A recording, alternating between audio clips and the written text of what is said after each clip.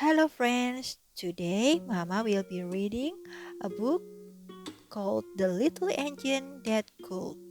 This is a book, Mia's favorite book since 3 years old. Chuck, chuck, chuck. Puff, puff, puff. Ding dong, ding dong. The little train rumbled over the tracks. She was a happy little train, for she had such a jolly load to carry. Her cars were filled full of good things for boys and girls.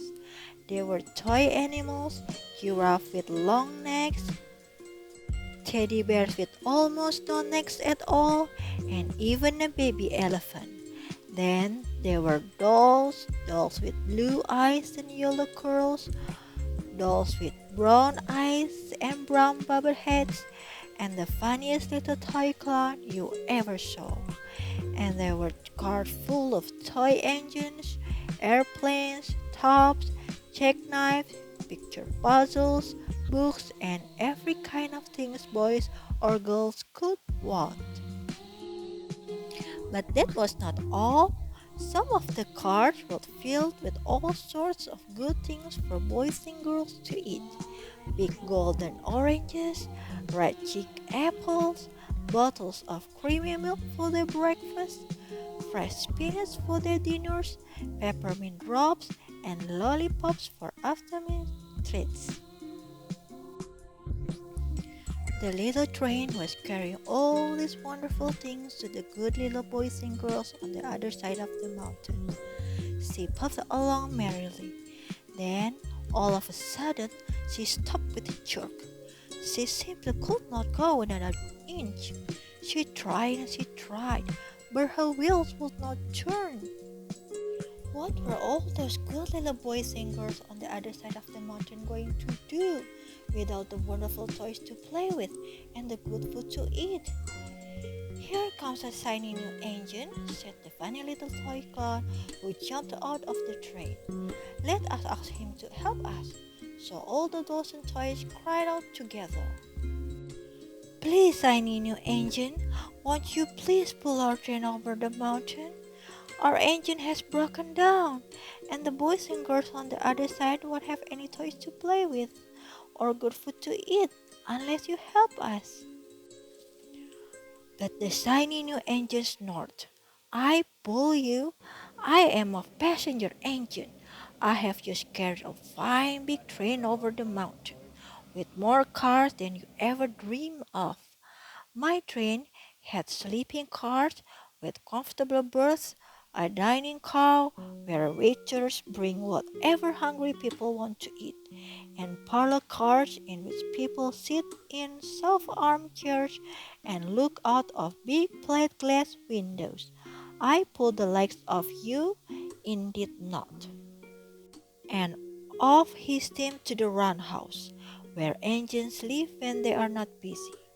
How sad the little train and all the dolls and toys felt. Then the little clown called out, "The passenger engine is not the only one in the world. Here is another engine coming, a great big strong one. Let us ask him to help us." The little toy clown waved his flag and the big strong engine came to a stop. "Please, oh please, big engine," cried all the dolls and toys together. "Won't you please pull our train over the mountain? Our engine has broken down, and the good little boys and girls on the other side won't have any toys to play with or good food to eat unless you help us." But the big strong engine bellowed, "I am a freight engine. I have just pulled a big train loaded with big machine over the mountain. This machine print books and newspapers for grown-ups to read. I am a very important engine indeed. I won't pull the likes of you." Bright engine puffed off indignantly to the roundhouse. The little train and all the dolls and toys were very sad. "Cheer up!" cried the little toy clown. "The freight engine is not the only one in the world. Here comes another. He looks very old and tired, but our train is so little, perhaps he can help us." So the little toy clown waved his flag and the dingy, rusty old engine stopped. Please, kind engine, cried all the dolls and toys together. Won't you please pull our train over the mountain?